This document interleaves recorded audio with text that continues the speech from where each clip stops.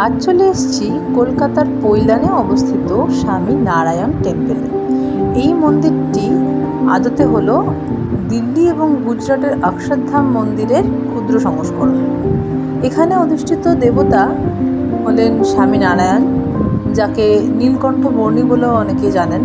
তো নীলকণ্ঠ বর্ণী কে ছিলেন তা জানতে গেলে আমাদের প্রাচীন ইতিহাস ঘেঁটে দেখতে হয়।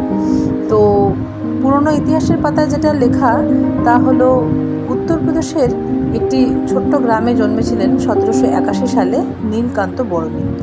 ছোটকাল থেকে তার মধ্যে আলাদাই এক আধ্যাত্মিক ঊর্জা বোঝা যাচ্ছিল এবং মাত্র 9 বছর বয়সেই আধ্যাত্মিক জ্ঞান লাভের জন্য তিনি ঘর ছেড়ে সন্ন্যাসীর বেশে যাত্রা শুরু করেন এবং 9 বছর থেকেই তিনি ভারতের 4টি প্রান্তে পদযাত্রার মাধ্যমে উনি পুরো ভারতবর্ষ ভ্রমণ করেছিলেন এবং মনে করা হয় তার যাত্রাপথেই তিনি যখন গঙ্গাসাগরে যাচ্ছিলেন তখন এই স্থানের ওপর দিয়ে তিনি অতিক্রম করেছিলেন, যেখানে অক্ষরধাম মন্দির স্থাপিত।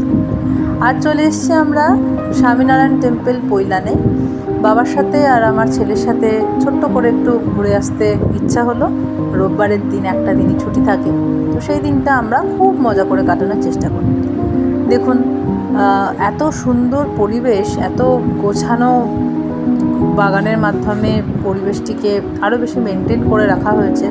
অতিরিক্ত একটা আলাদাই এখানে স্নিগ্ধতা, মানে এই মন্দিরে এত সুন্দর মেনটেন করা হয়, একটা লাইন থেকে জুতো রাখার জায়গা থেকে নিয়ে, আর এত সাইলেন্স। 7:30 নাগাদ এখানে আমরা সন্ধ্যা আরতি দেখি এবং এটার ভেতরে একটা ছোট্ট মিউজিয়ামের মতো করা রয়েছে গর্ভগৃহের নিচে, আন্ডারগ্রাউন্ডের মতো জায়গাতে। তো দাদু আর তার নাতি খুবই মজা করেছে এখানে, আর আমরা অনেক সুন্দর সুন্দর ফটো তুলেছি। যদিও মন্দিরের ভেতরে ক্যামেরা অ্যালাউ ছিল না, আর ভেতরের সেই শিল্পী কারুকার্য, শিল্পের এই ভাস্কর্যের যে এত সুন্দর কারুকার্য, মানে এত নিখুঁত সেই শিলার খোদাই করে যে ভেতরের এত সুন্দর কারুকার্য করা হয়েছে, মানে নিজে চোখে না দেখলে ভাবাই যাবে না যে কলকাতার এত সামনে এত সুন্দর মন্দির রয়েছে। আপনারা কিন্তু অবশ্যই এই মন্দির দেখে আসবেন। 2014 সালে স্থাপিত একটা হিডেন জেম বলা যায়। এই রিসেন্টলি এটা মাঝে মধ্যে ব্লগার্সদের মাধ্যমে লোকের মুখে এখন লোকে অনেকেই জানতে পেরেছে। এতদিন অবধি এটা সুপ্তভাবেই ছিল। আমি গেছিলাম আমার বাবার সাথে মেট্রো করে।